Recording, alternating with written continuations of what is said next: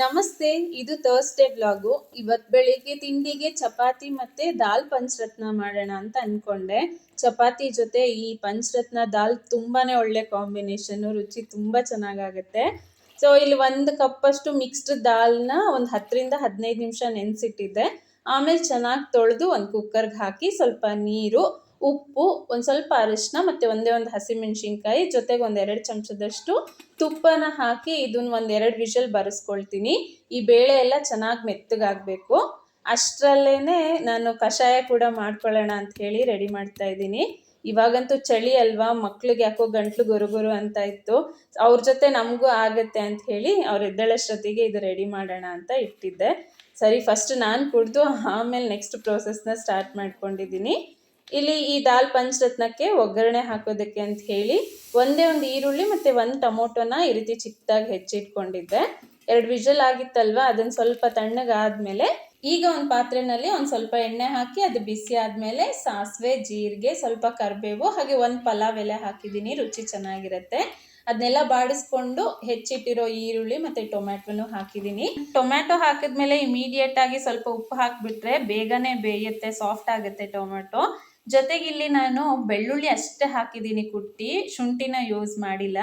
ಈ ಈರುಳ್ಳಿ, ಟೊಮ್ಯಾಟೊ ಮತ್ತು ಬೆಳ್ಳುಳ್ಳಿ ಚೆನ್ನಾಗಿ ಫ್ರೈ ಆದಮೇಲೆ ಇದಕ್ಕೆ ಸ್ವಲ್ಪ ಖಾರದ ಪುಡಿ ರುಚಿಗೆ ತಕ್ಕಷ್ಟು, ಹಾಗೆ 1 ಚಮಚದಷ್ಟು ಗರಂ ಮಸಾಲ, ಹಾಗೆ 1 ಚಮಚ ಕೊತ್ತಂಬರಿ ಕಾಳು ಪುಡಿನ ಹಾಕಿದ್ದೀನಿ, ಅಂದರೆ ಧನಿಯಾ ಪುಡಿನ ಹಾಕಿ ಎಲ್ಲನೂ ಚೆನ್ನಾಗಿ ಫ್ರೈ ಆದಮೇಲೆ ಬೆಂದಿರೋ ಬೇಳೆನ ಇದಕ್ಕೆ ಹಾಕಿ ಒಂದು 5 ನಿಮಿಷ ಚೆನ್ನಾಗಿ ಬೇಯಿಸ್ಕೋಬೇಕು. ಅದಾದಮೇಲೆ ಇನ್ನೊಂದು ಅಂಚಲ್ಲಿ ಸ್ವಲ್ಪ ಕಸೂರಿ ಮೇಥಿನ ಈ ರೀತಿ ರೋಸ್ಟ್ ಮಾಡಿ ಹಾಕಿದ್ದೀನಿ. ಈ ರೀತಿ ಹಾಕಿದ್ರೆ ರುಚಿ ತುಂಬ ಚೆನ್ನಾಗಿರುತ್ತೆ. ಜೊತೆಗೆ ಒಂದು ಸ್ವಲ್ಪ ಕೊತ್ತಂಬರಿನ ಕೂಡ ಕಟ್ ಮಾಡಿ ಹಾಕಿ ಮತ್ತೊಂದು 2 ನಿಮಿಷ ಬೇಯಿಸ್ಕೊಂಡಿದ್ದೀನಿ. ಇಷ್ಟಾದರೆ ಇದು ರೆಡಿ ಆಗುತ್ತೆ. ಬಟ್ ಫೈನಲ್ ಟಚ್ ಇನ್ನೂ ಸ್ವಲ್ಪ ಬಾಕಿ ಇದೆ. ಇದನ್ನು ಕೆಳಗೆ ಇಳಿಸಿ ಇನ್ನೊಂದು ಸಣ್ಣ ಕಡಾಯಲ್ಲಿ ಸ್ವಲ್ಪ ಎಣ್ಣೆ, ಸಾಸಿವೆ, ಕರಿಬೇವು, ಒಂದೇ ಒಂದು ಒಣಮೆಣಸಿನ್ಕಾಯಿನ ಮುರಿದು ಹಾಕ್ಕೊಂಡು ಸ್ವಲ್ಪ ಇಂಗನ್ನ ಹಾಕಿ ಗ್ಯಾಸ್ ಆಫ್ ಮಾಡಿ ಆಮೇಲೆ ಸ್ವಲ್ಪ ಖಾರನ ಇದಕ್ಕೆ ಹಾಕಿ ಚೆನ್ನಾಗಿ ಮಿಕ್ಸ್ ಮಾಡಿಕೊಂಡು ಈ ದಾಲ್ ಮೇಲೆ ಹಾಕಿ ತಿಂತಾ ಇದ್ರೆ ಸೂಪರಾಗಿ ಇರುತ್ತೆ. ಇದಕ್ಕೆ ಬೆಸ್ಟ್ ಕಾಂಬಿನೇಷನ್ ಅಂದರೆ ಚಪಾತಿ ಮತ್ತು ಪರಾಟ, ಜೊತೆಗೆ ರೊಟ್ಟಿಗೂ ಚೆನ್ನಾಗಿರುತ್ತೆ. ರೈಸ್ ಜೊತೆ ಕೂಡ ಹಾಕ್ಕೊಂಡು ತಿನ್ಬೋದು. ಈ ದಾಲ್ ಮಾಡೋದು ಮುಗಿದ ತಕ್ಷಣ ಇಮಿಡಿಯೇಟ್ ಆಗಿ ಚಪಾತಿ ಪ್ರೋಸೆಸ್ ಸ್ಟಾರ್ಟ್ ಮಾಡೋಣ ಅಂತ ಅಂದ್ಕೊಂಡೆ.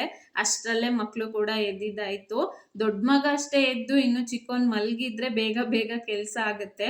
ಆದರೆ ಇವತ್ತು ಇಬ್ಬರು ಒಟ್ಟಿಗೆನೇ ಎದ್ದಿದ್ದಾರೆ. ಸರಿ, ಅವ್ರನ್ನ ರೆಡಿ ಮಾಡ್ತಾನೆ ಚಪಾತಿ ಕೂಡ ಮಾಡಿಕೊಂಡೆ. ಒಟ್ಟಿನಲ್ಲಿ ಮನೆಯಲ್ಲಿ ಈ ರೆಸಿಪಿ ಎಲ್ರಿಗೂ ತುಂಬಾ ಇಷ್ಟ ಆಯಿತು. ಮಗ ಅಂತೂ ಖುಷಿಯಿಂದ ಬಾಕ್ಸಿಗೆ ಇದನ್ನು ಹಾಕಿಸ್ಕೊಂಡು ಹೋದ. ಇದಕ್ಕಿಂತ ಏನು ಬೇಕಲ್ವಾ. ನೆಕ್ಸ್ಟು ಹಸ್ಬೆಂಡ್ಗೂ ಮಾಡಿಕೊಟ್ಟು ಅವ್ರಿಗೂ ಡ್ಯೂಟಿ ಟೈಮ್ ಆಗ್ತಾಯಿತ್ತು ಅಂತ ಹೇಳಿ ಅವ್ರ ಜೊತೆಗೆ ನಮ್ಮದು ಕೂಡ ಟಿಫನ್ ಮುಗಿಸ್ಕೊಂಡಿದ್ದಾಯಿತು. ಟಿಫನ್ ಎಲ್ಲ ಮುಗಿಸ್ಕೊಂಡು ಮನೆಯಲ್ಲಿ ಬೇರೆ ಕೆಲಸ ಎಲ್ಲ ಆದಮೇಲೆ ಇವತ್ತೊಂದು ಹೇರ್ ಆಯಿಲ್ ಪ್ರಿಪೇರ್ ಮಾಡ್ಕೊಳ್ಳೋಣ ಅಂತ ಅಂದ್ಕೊಂಡಿದ್ದೆ. ಸೊ ಅದಕ್ಕಾಗಿ ಬೆಟ್ಟದ ನೆಲ್ಲಿಕಾಯಿ ಎಲ್ಲ ತರಿಸ್ಕೊಂಡಿದ್ದೆ. ನಾರ್ಮಲಾಗಿ ಬೆಟ್ಟದ ನೆಲ್ಲಿಕಾಯಿ ಮನೆಯಲ್ಲಿ ಸ್ಟಾಕ್ ಇರುತ್ತೆ.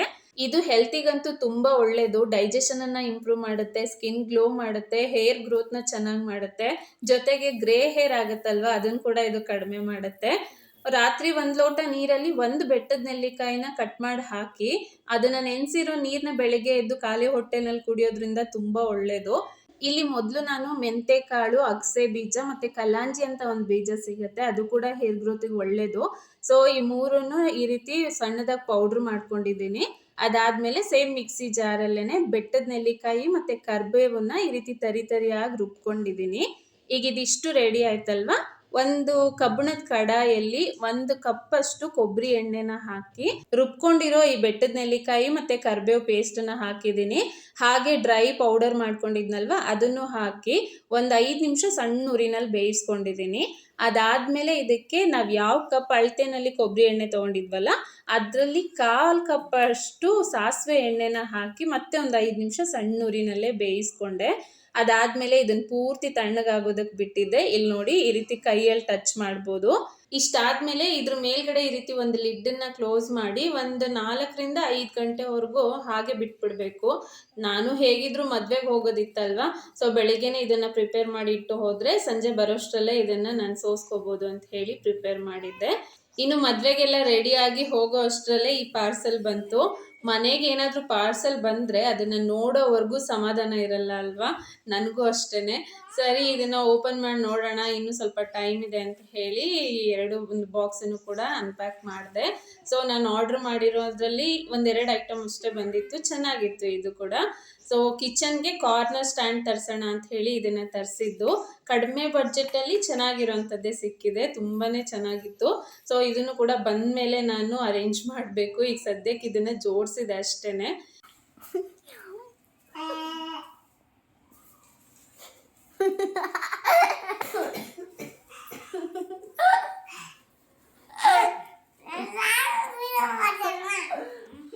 ಬೇಡ ಆನ್ ಮಾಡೋದು ಬೇಡ ವಿಡಿಯೋ.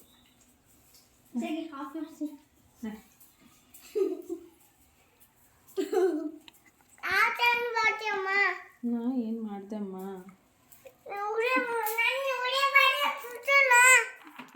ಈ ಲೀವ್ಸ್ನ ಹಿಡ್ಕೊಂಡು ಜಶು ಅಂತೂ ತುಂಬ ಚೆನ್ನಾಗಿ ಆಟ ಆಡ್ತಾ ಇದ್ದ. ಅದಕ್ಕೆ ಒಂದು ಸಣ್ಣ ಕ್ಲಿಪ್ನ ಇಲ್ಲಿ ಆ್ಯಡ್ ಮಾಡಿದೆ. ಅವನಿಗೆ ಆ್ಯಕ್ಚುಲಿ ಗೊತ್ತೇ ಇರಲಿಲ್ಲ ನಾವು ವಿಡಿಯೋ ಮಾಡ್ತಾ ಇರೋದು. ಆಮೇಲೆ ಗೊತ್ತಾದ ತಕ್ಷಣ ಯಾಕೆ ವಿಡಿಯೋ ಮಾಡ್ತಾ ಇದೀಯಾ ಅಮ್ಮ ಅಂತ ಹೇಳಿ ಬರ್ತಾ ಇದ್ದ. ನೆಕ್ಸ್ಟ್ ಈ ಕಾರ್ನರ್ ಸ್ಟ್ಯಾಂಡನ್ನು ಸೆಟ್ ಮಾಡಿದೆ. ಇದ್ರದ್ದು ಒಂದು ರೀಲ್ನ ಕೂಡ ನಾನು ಶೇರ್ ಮಾಡಿದ್ದೆ. ಅದರಲ್ಲಿ ತುಂಬ ಜನ ಅಕ್ಕ ಲಿಂಕ್ ಕಳಿಸಿ ಅಂತ ಕೇಳ್ತಾ ಇದ್ರಿ. ಸೊ ಇನ್ಸ್ಟಾಗ್ರಾಮಲ್ಲಿ ಲಿಂಕನ್ನು ಹಾಕೋಕ್ಕಾಗಲ್ಲ ಅಲ್ವಾ? ಈ ವಿಡಿಯೋ ಕೆಳಗಡೆ ಡಿಸ್ಕ್ರಿಪ್ಷನಲ್ಲಿ ಹಾಕಿರ್ತೀನಿ, ನೀವು ಬೇಕು ಅಂದರೆ ಅಲ್ಲಿಂದ ಪರ್ಚೇಸ್ ಮಾಡ್ಕೋಬೋದು. ಸೊ ಇದನ್ನ ಸೆಟ್ ಮಾಡಿಟ್ಟು ಮದ್ವೆಗೆ ಹೋದ್ವಿ. ಮದ್ವೆ ಮುಗಿಸ್ಕೊಂಡ್ಮೇಲೆ ಅಲ್ಲೇ ಹತ್ರದಲ್ಲೇ ನಮ್ಮ ಹೊಲ ಕೂಡ ಇತ್ತು. ಸರಿ ಹೊಲಕ್ಕೆ ಹೋಗಿ ಬರೋಣ ಅಂತ ಹೇಳಿ ಹೋದ್ವಿ. ಹೋದ ತಕ್ಷಣನೇ ಅಲ್ಲಿ ಕುರಿ ಹಿಂಡಿತ್ತು. ಅದನ್ನ ನೋಡಿ ಜಶುಗಂತೂ ತುಂಬಾನೇ ಖುಷಿ ಆಯ್ತು. ಸ್ವಲ್ಪ ಹೊತ್ತು ಆ ಕುರಿಗಳ ಜೊತೆ ಚೆನ್ನಾಗಿ ಆಟ ಆಡ್ಕೊಂಡ. ಇತ್ತೀಚೆಗೆ ಮಕ್ಕಳಿಗೆ ಈ ರೀತಿ ಪ್ರಾಣಿ ಪಕ್ಷಿಗಳನ್ನ ನೋಡೋದೇ ಅಪರೂಪ ಆಗ್ಬಿಟ್ಟಿದೆ ಅಲ್ವಾ? ನೋಡ್ಬೇಕು ಅಂದ್ರೆ ಝೂಗೆ ಹೋಗ್ಬೇಕು ಅನ್ನೋ ತರ ಆಗಿದೆ. ಈ ತರ ನೋಡ್ದಾಗಂತೂ ಅವ್ರು ಫುಲ್ ಅದ್ರಲ್ಲೇ ಮಗ್ನರಾಗ್ಬಿಡ್ತಾರೆ. ಜಶು ಕೂಡ ಹಂಗೆ ಮಾಡ್ತಾ ಇದ್ದ. ಒಂದ್ ಕುರಿನ ಹಿಡ್ಕೊಂಡು ಅವನ ಕೈಲಿ ಕೊಟ್ಟು ಆಟ ಆಡ್ಸೋಣ ಅಂತ ಅನ್ಕೊಂಡೆ. ಬಟ್ ಹಿಡಿಯೋಕ್ ಹೋದ ತಕ್ಷಣ ಅವೆಲ್ಲ ಓಡೋಗ್ಬಿಟ್ವು. ಅಲ್ಲಿಂದ ಮತ್ತೆ ಹೊಲದಲ್ಲೆಲ್ಲ ಹೋಗಿ ಒಂದು ಸ್ವಲ್ಪ ಓಡಾಡಿಕೊಂಡು ಹಸ್ಬೆಂಡ್ ಏನೋ ಚೆಕ್ ಮಾಡ್ತಾ ಇದ್ರು. ಸೊ ನಾನು ಮಗ ಇಬ್ರು ಕೂಡ ಸ್ವಲ್ಪ ಹೊತ್ತು ಆಟ ಆಡಿಕೊಂಡು ಆಮೇಲೆ ಪಕ್ಕದ ಹೊಲದಲ್ಲೇ ಸೌತೆಕಾಯಿ ಬಳ್ಳಿನ ಹಾಕಿದ್ರು. ಚೆನ್ನಾಗಿ ಎಳೆ ಸೌತೆಕಾಯಿ ಇತ್ತು. ಅಲ್ಲೇ ಹೋಗಿ ಫ್ರೆಶ್ ಆಗಿ ಕಿತ್ಕೊಂಡು ಒಂದಿಷ್ಟು ಸೌತೆಕಾಯಿನ ತಿಂದು ಮನೆಗೂ ಕೂಡ ತಂದಿದ್ದಾಯಿತು. ಒಟ್ಟಿನಲ್ಲಿ ಇವತ್ತಿನ ದಿನ ಅಂತೂ ತುಂಬಾ ಚೆನ್ನಾಗಿತ್ತು. ಒಂಥರ ರಿಫ್ರೆಶಿಂಗ್ ಮೂಮೆಂಟ್ ಅಂತಲೇ ಹೇಳ್ಬೋದು. ಟೈಮ್ ಸಿಕ್ಕಾಗ ಅಥವಾ ಕೆಲವೊಂದ್ಸರಿ ಟೈಮ್ ಮಾಡಿಕೊಂಡು ಈ ರೀತಿ ಹೊಲಕ್ಕೆ ಅಲ್ಲಿ ಇಲ್ಲಿ ಹೋಗಿ ಬಂದರೆ ಎಷ್ಟೋ ಮನಸ್ಸಿಗೆ ಸಮಾಧಾನ ಅನಿಸುತ್ತೆ ಅಲ್ವಾ? ಅಲ್ಲೇ ಅವರು ಸೌತೆಕಾಯ್ದು ರಾಶಿ ಕೂಡ ಮಾಡಿದ್ರು. ಸೊ ಅವ್ರ ಜೊತೆ ಎಲ್ಲ ಸ್ವಲ್ಪ ಹೊತ್ತು ಮಾತಾಡಿಕೊಂಡು ಮನೆಗೆ ಬಂದಿದ್ದಾಯಿತು. ಮನೆಗೆ ಬಂದು ಒಂದು 10-15 ನಿಮಿಷ ರೆಸ್ಟ್ ಮಾಡಿ ಆಮೇಲೆ ಈ ಎಣ್ಣೆ ಪ್ರೋಸೆಸ್ನ ಸ್ಟಾರ್ಟ್ ಮಾಡಿಕೊಂಡೆ. ನಾವು ಮದುವೆಗೆ ಹೋಗಿ ಊರಿಗೆ ಹೋಗಿ ಬರೋಷ್ಟರಲ್ಲೇ ಹೆಚ್ಚು ಕಡಿಮೆ ಒಂದು 4-4.5 ಗಂಟೆ ಆಗಿತ್ತು. ಅಲ್ಲಿವರೆಗೂ ಎಣ್ಣೆ ಚೆನ್ನಾಗಿ ಸೆಟ್ ಆಗಿತ್ತು. ಬಂದಮೇಲೆ ಈ ರೀತಿ ಒಂದು ಕಾಟನ್ ಬಟ್ಟೆನಲ್ಲಿ ಎಲ್ಲ ಮಿಕ್ಸ್ನು ಹಾಕಿ ಹಿಂಡ್ಕೊಂಡಿದ್ದೀನಿ. ಈ ಹಿಂಡ್ಕೊಂಡಿರೋ ಎಣ್ಣೆಗೆ ಒಂದು 2 ಚಮಚದಷ್ಟು ಕ್ಯಾಸ್ಟ್ರ್ ಆಯಿಲ್ ಅಂದರೆ ಹರಳೆಣ್ಣೆನ ಹಾಕಿದ್ದೀನಿ. ಜೊತೆಗೆ ಒಂದು 4 ವಿಟಮಿನ್ ಇ ಕ್ಯಾಪ್ಸೂಲ್ಸನ್ನ ಹಾಕಿ ಚೆನ್ನಾಗಿ ಮಿಕ್ಸ್ ಮಾಡಿ ಎತ್ತಿಟ್ಕೊಂಡೆ. ಇದು ಹೇರ್ ಗ್ರೋತ್ಗೆ ಬೆಸ್ಟ್ ಹೇರ್ ಆಯಿಲ್ ಅಂತಲೇ ಹೇಳ್ಬೋದು. ತುಂಬಾ ಚೆನ್ನಾಗಿ ವರ್ಕ್ ಆಗುತ್ತೆ. ಸೊ ಇದಿಷ್ಟು ಇವತ್ತಿನ ಪುಟಾಣಿ ವ್ಲಾಗ್. ಐ ಹೋಪ್ ಇಷ್ಟ ಆಗಿದೆ ಅಂತ ಅಂದ್ಕೊಳ್ತೀನಿ. ಇಷ್ಟ ಆದರೆ ವಿಡಿಯೋನ ಲೈಕ್ ಮಾಡಿ, ಹಾಗೆಯೇ ಫಸ್ಟ್ ಟೈಮ್ ಚಾನಲ್ ನೋಡ್ತಾ ಇದ್ದರೆ ಸಬ್ಸ್ಕ್ರೈಬ್ ಮಾಡಿ. Thank you.